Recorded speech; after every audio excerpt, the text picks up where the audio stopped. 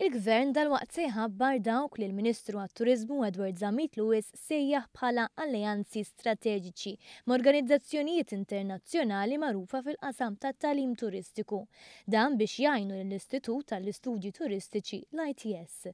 Meta introduċa it-tieni qari tal-abbozz ta' liġi li jaħseb għal tibdil fl-ITS, il-Ministru Zamit Lewis qal li l-Gvern diġà beda jitkellem ma' skejjel kemm mill-Ewropa kif ukoll minn barra dan il-kontinent. Il-Ministru Zamit Lewis enfasizza li l-ITS mhux xi skola oħra imma istitut turistiku li jrid għalhekk ikun qrib tal-industrija u jirrispondi għal bżonnijiet tagħha. Tant li l-Bord tal-Gvernaturi se jinkludi kemm rappreżentanti tal-edukazzjoni kif ukoll tal-Assoċjazzjoni tal-Lukandiera u Ristoranti, filwaqt li l-Istitut se jmur f'bini ġdid li se jinbena f'Smart City sal-2019. Fakkar kif it-turizmu bħalissa għaddej minn żmien tajjeb, tant li kien wieħed mill-fatturi għala s-sena l-oħra Malta reġistrat tkabbir ta' 6.3% fil-prodott domestiku gross.